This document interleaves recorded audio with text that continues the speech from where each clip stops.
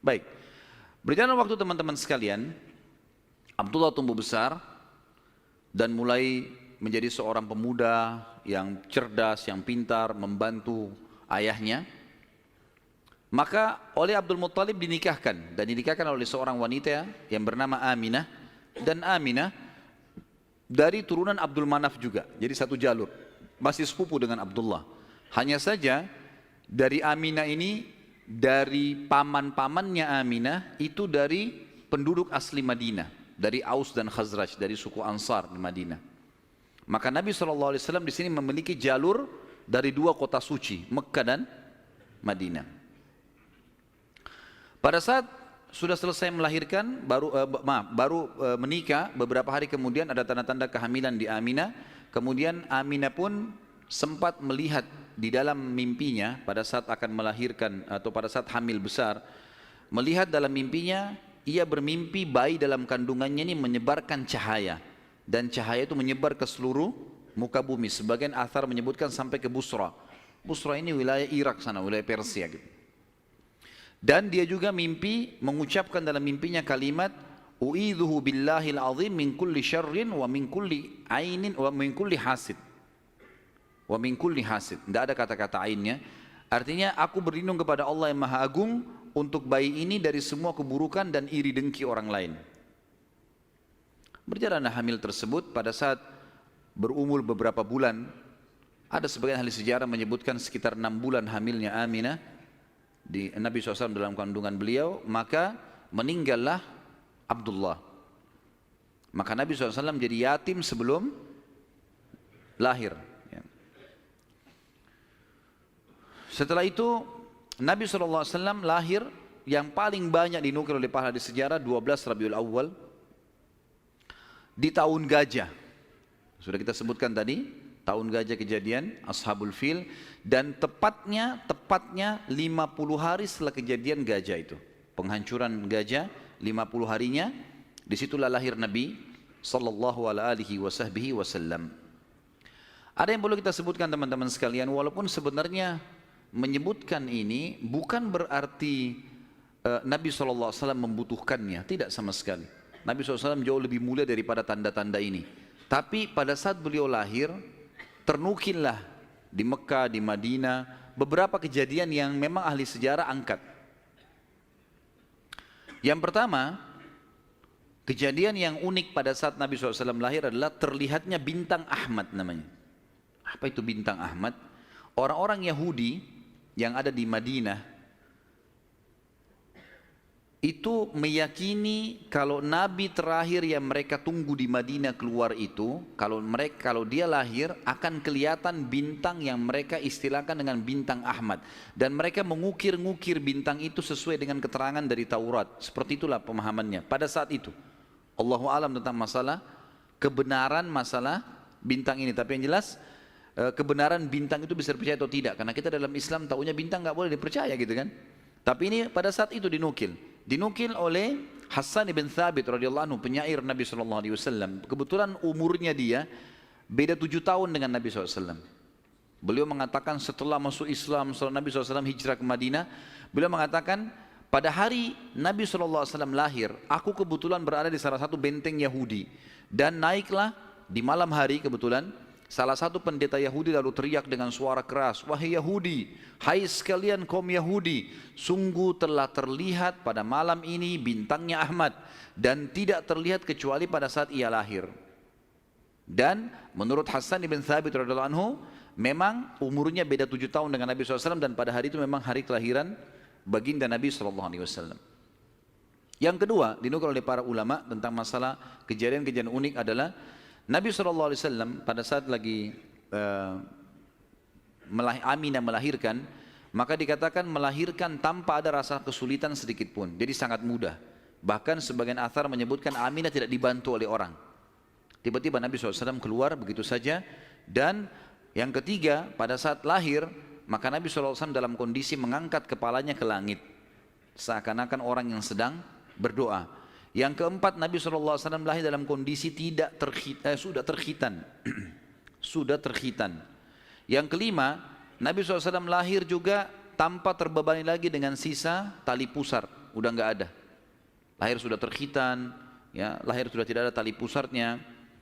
Sampai poin di sini, sampai poin kelima ini, maaf, 4 poin ya, karena poin pertama tadi itu kejadian di Madinah.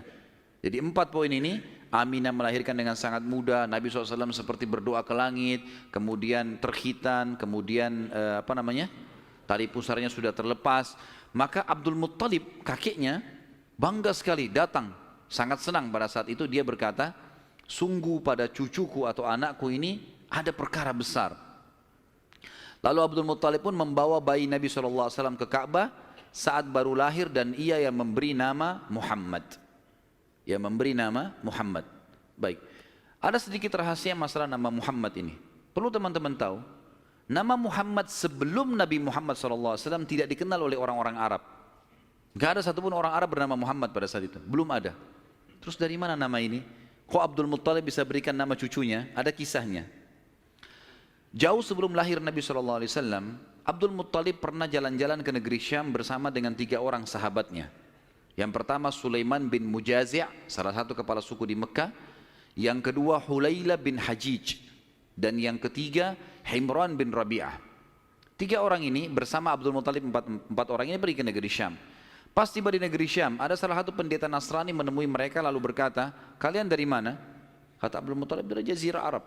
Dari mana tempatnya? Dari kota Mekah. Kata pendeta itu, dari kota kalian nanti akan keluar Nabi terakhir. Dan Nabi terakhir itu bernama Muhammad. Kata Abdul Muttalib, dari mana engkau tahu itu semua? Dia bilang, dari kitab kami, dalam Injil disebutkan namanya Muhammad. Maka keempat orang ini bertekad pada saat itu untuk memberikan nama kalau mereka dikaruniai anak setelah itu atau cucu, Muhammad. Dan dari 4 orang ini, pada saat balik ke Mekah, orang yang pertama mendapatkan cucu laki-laki adalah Abdul Muttalib. Itulah Nabi Muhammad SAW. Maka dia pun mengangkat bayi Nabi SAW lalu keliling di dekat Ka'bah lalu mengatakan, anak ini memiliki perkara yang besar. Aku memberikan nama Muhammad. Aku memberikan nama Muhammad. Terus dia mengucapkan kalimat itu.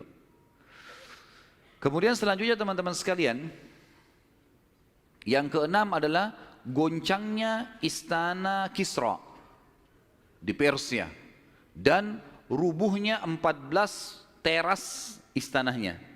Jadi ada teras-terasnya istana itu rubuh semua tanpa sebab, rusak semuanya. Pada saat melihat kejadian tersebut, Kisra sempat khawatir, lalu dia bertanya kepada para peramal-peramalnya lah, dukun-dukunnya segala.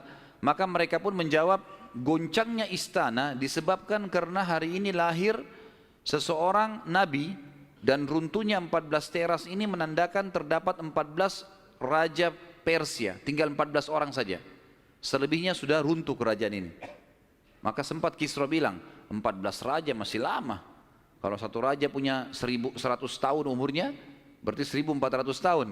Tapi tanpa disadari oleh Kisra, para ahli sejarah muslim menukil, tanpa membenarkan ramalan ini ya, kita bukan membenarkan. Karena ramalan itu semua, kalaupun bertepatan, karena mereka mencuri, syaitan mencuri berita dari langit. Bukan karena mereka tahu. Sebagaimana dijelaskan dalam ada hadits Nabi SAW. Dan ternyata setelah Kisra yang pada saat Nabi SAW lahir itu ada, anak-anaknya berselisih pendapat dan dalam waktu 4 tahun saja terjadi penggantian 10 orang Kisra. Mati semua, saling membunuh satu sama yang lain. Ya, dan puncaknya yang terakhir adalah yang ke-14 meninggal di zaman Umar radhiyallahu anhu. Pada saat Umar menembus wilayah Persia.